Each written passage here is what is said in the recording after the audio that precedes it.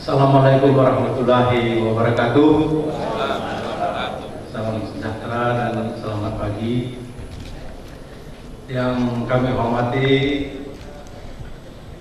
Bapak Akbar Tanjung, Bapak dari staf khusus Wakil Presiden, Bapak Sur, Pak Jul, Bapak Ibu sekalian tamu undangan yang tidak bisa kami sebutkan satu persatu. Pertama-tama ini saya sesungguhnya kami dari Kominfo, saya mewakili Bapak Menteri karena Pak Menteri ada acara di Surabaya dan tidak ada diagendakan untuk memberikan sambutan. Tetapi saya sudah membatin juga dari Pak dari rumah. Ini kayaknya kalau berurusan dengan wartawan ini pasti ada surprise ini bisa. Biasanya seperti itu karena saya sering juga mewakili Pak Menteri di PWI, di AJI dan lain sebagainya. Oleh karena itu saya siapkan juga ada sedikit catatan karena saya bukan orang pers, jadi saya menyiapkan catatan untuk kami sampaikan kepada Bapak Ibu pada kesempatan ini. Tapi tentu saja ini adalah catatan pribadi kami yang mewakili Bapak Menteri, bukan sambutan dari Bapak Menkominfo. Jadi sambutan kami pribadi selaku pejabat yang juga memang mau tidak mau Bapak dan Ibu senantiasa berurusan dengan wartawan. Bapak dan Ibu sekalian, sebagaimana kita sadari bersama bahwa dewasa ini kita sedang berada dalam sebuah masa yang berkelimpahan komunikasi atau disebut sebagai communication abundance yang ditandai dengan komunikasi yang melampaui ambang batas, sehingga komunikasi menjadi overload dan muatan informasi bisa mencapai titik jenuh, tidak hanya dalam masyarakat, tapi juga dalam pikiran atau benak kita, sehingga bahasan tentang kelangkaan telah digantikan oleh citra mengenai berkelimpahan. Namun sayang, melimpahnya komunikasi dan informasi tidak otomatis membuat masyarakat menjadi serba tahu dan tercerahkan. Malah justru kelimpahan tersebut bisa membawa friksi atau kontradiksi baru dan membuka konflik-konflik kekerasan baru. Hal ini dapat kita rasakan dari lunturnya kemampuan kita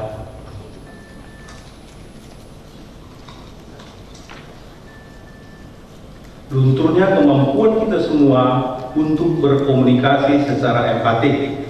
Bahkan ada yang memandang kita ini sedang bersemayam di alam yang begitu tumpah ruah informasi, namun begitu sunyi akan makna.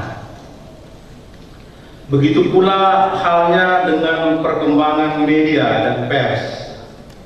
Sangat sulit membedakan mana media yang memberi informasi yang akurat, bernilai edukatif, bermakna inspiratif, serta mana media yang menyodorkan informasi yang menyesatkan dan berisi nilai yang kurang edukatif di publik.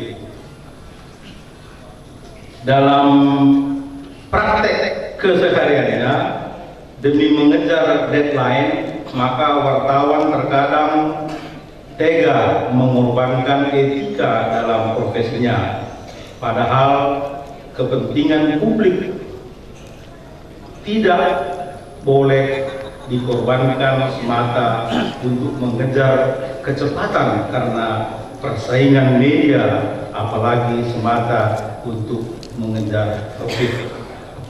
Tadi sudah dijelaskan oleh Bapak yang terdahulu. Dalam situasi seperti ini, tuntunan moral dan etika menjadi sangat penting. Sudah menjadi kesepakatan kita bersama bahwa media atau pers bertujuan untuk memperkukuh integrasi nasional, membina watak dan jati diri bangsa yang beriman dan bertakwa, mencerdaskan kehidupan bangsa, memajukan kesejahteraan umum dalam rangka membangun masyarakat yang mandiri, demokrasi, adil dan sejahtera.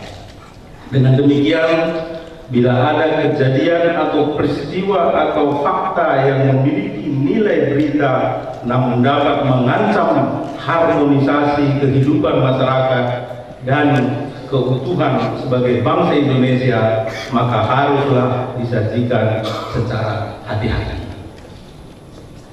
Pada titik inilah pentingnya pilihan etis, kedewasaan, kearifan, dan keberpihakan media pers termasuk yang berbahasa asing untuk menjaga harmonisasi masyarakat. Sikap media pers yang lebih mengutamakan kepentingan yang lebih luas daripada kalkulasi bisnis atau kepentingan ekonomi semata. Bapak Ibu hadirin yang kami hormati, karena media pers juga menjadi penting untuk memperlihatkan bahwa media pers dipersembahkan secara adil terhadap semua kalangan dan kelompok masyarakat yang dilayaninya, sehingga tidak ada kelompok masyarakat yang dipinggirkan oleh media pers tersebut. Kami memandang konten media pers yang penting ditonjolkan sekarang dalam rangka membangun kepercayaan diri dan harga diri bangsa Indonesia adalah tema yang membangun karakter bangsa, pengurangan kesenjangan sosial, penanggulangan kemiskinan, meredam potensi konflik sosial, dan ancaman globalisasi. Barangkali inilah hal-hal yang perlu kami sampaikan di dalam sambutan kami untuk Bapak dan Ibu yang sebentar lagi akan melaksanakan musyawarah kerja nasional, dan kami berharap agar musyawarah kerja nasional yang dilaksanakan ini nanti dapat menghasilkan program-program kerja yang bisa membangun bangsa kita, mensejahterakan dan memberi kemaslahatan kepada masyarakat luas. Demikian, assalamualaikum warahmatullahi wabarakatuh.